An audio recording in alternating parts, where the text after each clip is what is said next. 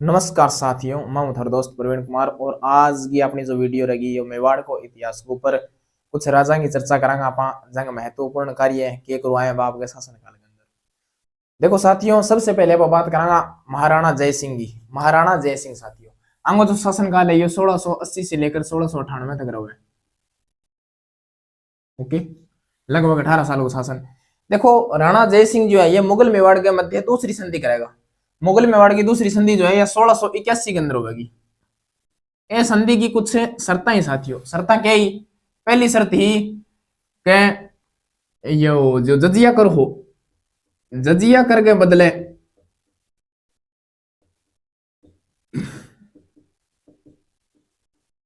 मेवाड़ के मंडल और बदनौर ये दो परगना दे दिया। बोले भी मारे जजिया कर नहीं लगना चाहिए, ए परगना दे रख लियो। औरंगजेब ने दे दिया राणा जय सिंह। ठीक है, उसके बाद में देखो एक दूसरो जो शर्ती बा शर्ती आई के जो अजीत सिंह हो मारवाड़ को शासक, अजीत सिंह, अजीत सिंह की सहायता नहीं करेगा। कौन है? जय सिंह। यानी जय सिंह जो है, राणा जय सिंह, ये अजीत सिंह की सहायता नहीं करेगा। इसके अलावा मेवाड़ जो है राणा जय सिंह को सौंप दिया जाता है साथियों। फिर देखो साथियों कि जय सिंह जो आपके शासन काल के अंदर एक महत्वपूर्ण झील को निर्माण करवावे। ए झील ना आप जय समुद्र या जय समंद झील कवा जबकि उदयपुर के अंदर है। जय समंद झील आगढ़े हैं उदयपुर के अंदर। 1685 से 91 तक एक गोमती नदी हुआ मेवाड़ के अंदर। गोमती नदी के जल को रोककर और जय समुद्र, विशाल जय समुद्र या जय समंद झील का निर्माण करवाया जाता है 1685 से 1691 तक। ठीक है साथियों, आ भारत की दूसरी सबसे बड़ी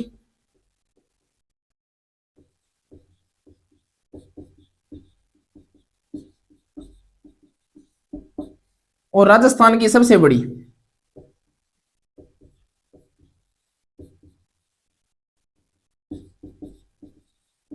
कृत्रिम मीठे पानी की झील है।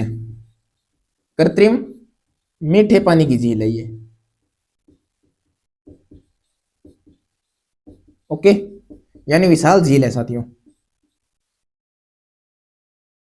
उसके बाद इनका शासनकाल पूरा होता है और राणा अमर सिंह द्वितीय शासनकाल में आते हैं जो कि 1698 से 1710 तक शासन करते हैं। देखो साथियों 1698 से 1710 तक अमर सिंह द्वितीय जो शासन करते हैं, इनके शासनकाल में एक महत्वपूर्ण समझौता होता है। समझौता क्या होता है? तीन लोगों के मध्य होता है। अजीत सिंह मारवाड़, ये थी मारवाड़ से। जय सिंह स्वाई जय सिंह, ये थे जयपुर से। और अमर सिंह द्वितीय थे मेवाड़ से।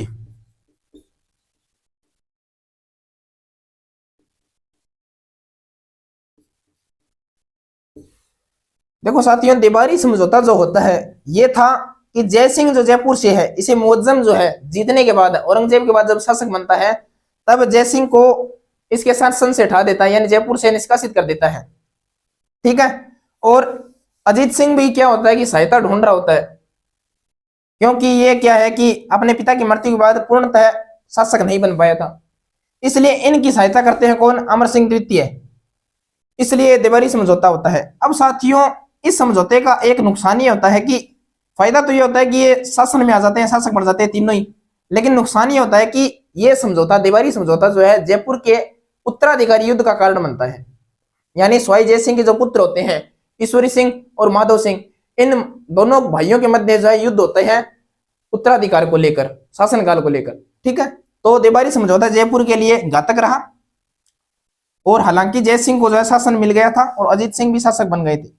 अब देखिए अमर सिंह द्वितीय के समय एक तो अमर शाही पगड़ी जो है इसका प्रचलन आता है और शिव प्रसन्न विलास जिसे बाड़ी महल के नाम से जाना जाता है इसका निर्माण अमर सिंह करवाते हैं। ठीक है, उसके बाद राणा संग्राम सिंह ये 1710 से लेकर 1734 तक शासन में रहते हैं। तो साथियों इनके समय की एक महत्वपूर्ण घटना होती है कि हुरडा सम्मेलन का आयोजन की योजना, यानी हुरडा सम्मेलन, हुरडा ये जो स्थान पड़ता है ये भीलवाड़ा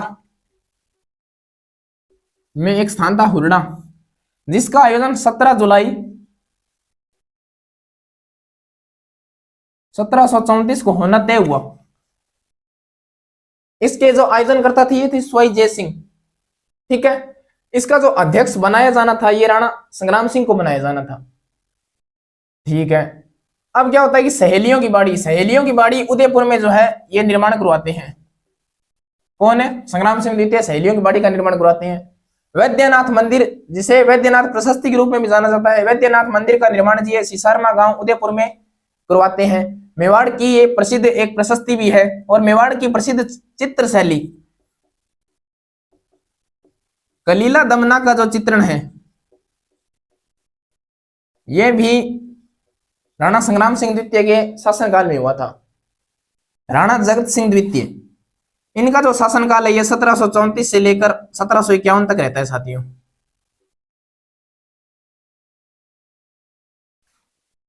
अब देखिए जनवरी 1734 में राणा संग्राम सिंह की हो जाती है मृत्यु, जबकि जुलाई 1734 में हुरडा सम्मेलन का आयोजन होना था।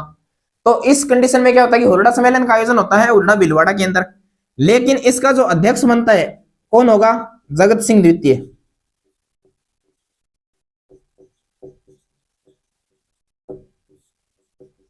और आयोजन करता स्वाई जय सिंह।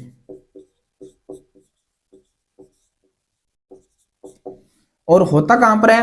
हुरडा नामक स्थान भीलवाड़ा के अंदर होता है। कब होता है? 17 जुलाई 1734 के अंदर। सबसे महत्वपूर्ण प्रश्न है साथियों ये।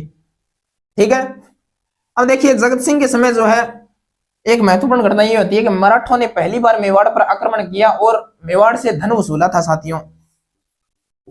ठीक है, देखो साथियों का मराठा ने राजस्थान के अंदर किए गए घुसना को एक मौको मिल गयो, मौको कद मिल गयो बूंदी के अंदर उत्तराधिकार ने लेके कुछ मतभेद हो गयो, तो ब्याह क्या करियो का बटा मराठा ने बुला लिया। अब मराठा ने बुला लिया तो मराठा कमजोरी देख लियो राजस्थान की भी, राजस्थान के अंदर कमजोरी है कि प्रत्येक जो शासक है ये पृथक शासन करे, आने एक दूसरे में कोई मतलब कोनी है, संगठित कोनी। तो एक कारण क्या हो, एक कारण मराठा जो है ये राजस्थान या अलग अलग रियासतों पर हमलों करता और धन वसूलता। एक कारण है जो है हुरडा सम्मेलन का आयोजन हो, लेकिन हुरडा सम्मेलन सफल को नहीं हो पायो। हुरडा सम्मेलन आयोजन क्या खतरा है? मराठा की शक्ति ने जो बढ़ने लग रही है, शक्ति पे ना पर रोक दिया, क्यों कर। ठीक है, तो मराठा राजस्थान के अंदर अनेक जगह आक्रमण करियो और धन वसूलियो साथियों। बेबाद में जगनिवास महल का निर्माण जो है, जगनिवास महल का निर्माण पिछोला झील उदयपुर में करवाया जाता है, और इसका निर्माण कौन करवाता है? जगत सिंह द्वितीय। जगत विलास एक ग्रंथ है जिसकी रचना करते हैं साथियों नेकराम। कई बार पूछ लिया जाएगा जगत विलास ग्रंथ की रचना किस कवि ने की है, तो कवि नेकराम। ठीक है साथियों, एक देखो साथियों का जयसमंद झील है, इन पर 7 टापू है, लेकिन सबसे बड़ा टापू जो है यानी टापू कट है जयसमंद झील का, सबसे बड़ा टापू है बाबा का भागड़ा।